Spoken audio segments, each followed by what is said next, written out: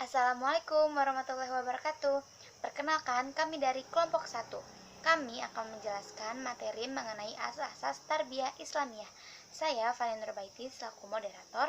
Di sini kami akan menjelaskan mengenai pertama, pengertian tarbiyah, kedua, pengertian tarbiyah Islamiyah, ketiga adalah asas-asas tarbiyah Islamiyah. Materi pertama dan kedua akan dibahas oleh saya sendiri, Fani Nurbaiti, dan materi ketiga akan dibahas oleh dua rekan saya. Pertama, Hairul Anwar yang akan menjelaskan mengenai asas agama dan juga asas sosial dan kemasyarakatan. Yang kedua, Yandi Abdul Aziz akan menjelaskan mengenai asas filosofis dan juga asas biologis dan psikologis. Di dalam bidang tarbiyah ini, erat kaitannya dengan ilmu. Di bidang tarbiyah Islamiyah juga akan banyak ilmu yang dipelajari.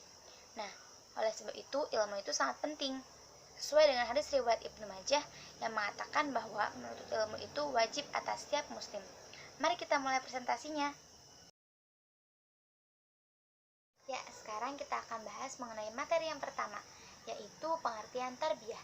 Tarbiyah atau yang juga dikenal dengan istilah pendidikan. Nah, pendidikan atau tarbiyah ini bisa diartikan sebagai transformasi ilmu dari satu generasi ke generasi lainnya. Contohnya dari generasi orang tua kita ke generasi kita. Nah, biasanya orang yang lebih tua itu akan mengajarkan ilmu atau hal-hal baik kepada orang yang lebih muda.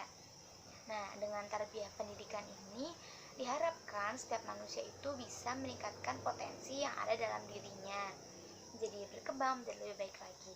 Nah, jadi tujuan dari tarbiyah pendidikan ini adalah untuk mengembangkan sesuatu menjadi lebih baik lagi untuk kedepannya, sehingga akan mengalami kemajuan di masa yang akan datang. Ada 3 kata yang menjadi akar dari istilah tarbiyah ini. Yang pertama ada robba yarbu, artinya bertambah dan tumbuh. Yang kedua ada robba, robia, dan yarba, artinya tumbuh dan berkembang. Yang ketiga ada robba yarubu, artinya memperbaiki, menguasai, memimpin, menjaga, dan memelihara. Nah, ada juga istilah al-rob yang memiliki akar kata yang sama dengan istilah tarbiyah, artinya itu menumbuhkan atau menyempurnakan sesuatu secara berangsur-angsur. Jadi tarbiyah atau pendidikan juga bisa disebut sebagai proses untuk perkembangan menjadi lebih baik, proses manusia untuk berkembang menjadi lebih baik secara berangsur-angsur. Jadi hasil dari pendidikan itu tidak instan, tetapi harus secara bertahap. Lalu kita akan masuk ke materi yang kedua, mengenai tarbiyah Islamiyah. Nah, kalau tarbiyah itu artinya pendidikan, nah kalau tarbiyah Islamiyah itu artinya adalah pendidikan Islam. Sejak zaman dahulu, sejak zaman Rasulullah, pendidikan sudah ada. Pada zaman Rasulullah, pendidikan itu berpusat di masjid yang berlangsung sederhana, di mana Rasulullah sendiri yang menjadi pengajarnya. Dahulu, itu pendidikan baru bersumber dari Al-Quran dan hadis saja. Namun setelah Rasulullah meninggal, pendidikan terus berkembang menjadi lebih pesat, lebih berkembang lebih baik lagi, sehingga sumber-sumbernya itu ada dari sumber ilmu yang lainnya. Nah, kalau tarbiyah Islamiyah ini itu tuh mengutamakan yang namanya pendidikan akhlak, sehingga akan menghasilkan manusia atau peserta didik dengan akhlakul karimah sesuai ajaran Islam. Nah, jadi dengan tarbiyah Islamiyah ini bisa kita sebut sebagai proses transformasi pendidikan yang berlandaskan pada Al-Quran dan hadis. Akan mencoba menerangkan tentang asas-asas tarbiyah Islamiyah. Perlu kalian ketahui, asas-asas tarbiyah Islamiyah dibagi menjadi 4 bagian. Yang pertama adalah asas agama, yang kedua adalah asas filsafat, yang ketiga adalah asas sosial dan kemasyarakatan, dan yang keempat adalah asas biologis dan psikologis. Baik, langsung saja. Di sini saya akan mencoba menerangkan atau menyampaikan tentang asas agama dan asas sosial kemasyarakatan. Perkara yang paling penting di sisi Allah adalah iman. Iman merupakan asas atau dasar agama. Tanpa adanya asas, bangunan tidak akan berdiri kokoh serta tegak. Demikian pula dengan agama. tidak akan dibawa dalam kehidupan tanpa adanya iman. Semakin kuat asas atau iman tersebut, maka semakin kuat dan sempurna agama yang kita amalkan. Iman juga diibaratkan pada akar tumbuhan. Semakin kuat akar yang menunjang ke bumi, maka akan memiliki batang serta ranting dan daun yang menjulang tinggi ke langit. Begitupun sebaliknya, ketika akar itu rusak, maka batang akan rapuh, ranting dan daun juga akan mengering. Begitupun pula dengan iman. Ketika iman itu rusak, maka segala sesuatu yang kita lakukan itu tidak berkualitas atau sia-sia. Kedua adalah asas sosial dan kemasyarakatan. Menurut Al-Farabi pernah mengatakan bahwa manusia adalah makhluk yang bercenderung hidup bermasyarakat, karena manusia tidak dapat hidup dengan sendirinya. Manusia membutuhkan bantuan orang lain atau kerjasama orang lain untuk mencapai tujuan atau kebahagiaan yang seimbang. Begitupun pula dengan lembaga pendidikan. Pendidikan dan masyarakat memiliki hubungan yang sangat erat, di mana pendidikan atau lembaga pendidikan dipengaruhi oleh lingkungan dan masyarakat, dan di sisi lain juga lembaga pendidikan mempengaruhi dinamika masyarakat.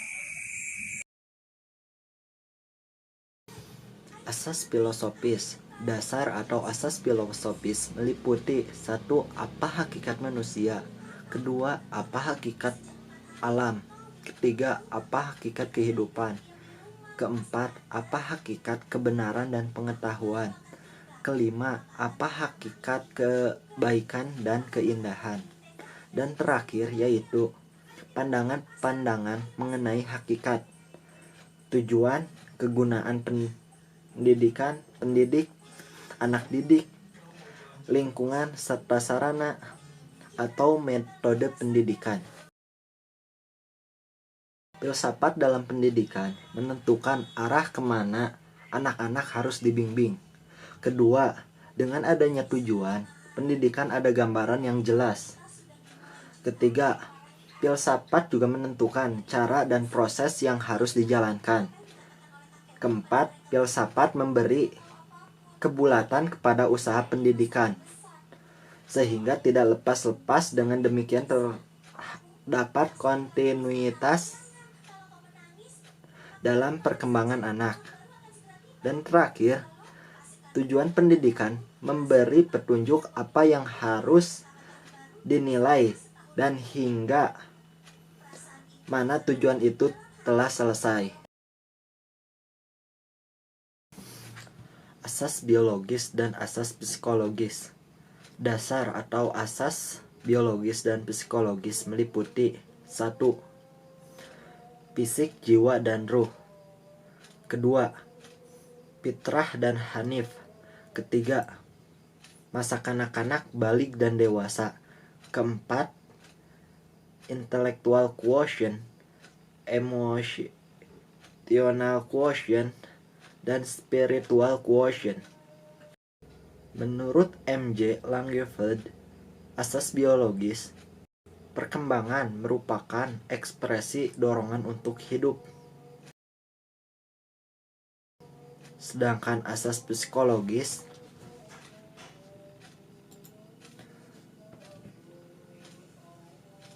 berarti kegiatan yang mengacu pada hal-hal yang bersifat psikologi.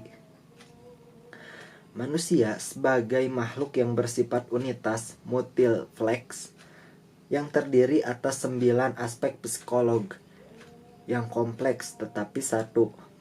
Aspek-aspek tersebut dikembangkan dengan perantara berbagai mata pelajaran yang tercantum pada PowerPoint ini. Pertama, aspek ketakwaan dikembangkan dengan kelompok bidang agama. Kedua, aspek cipta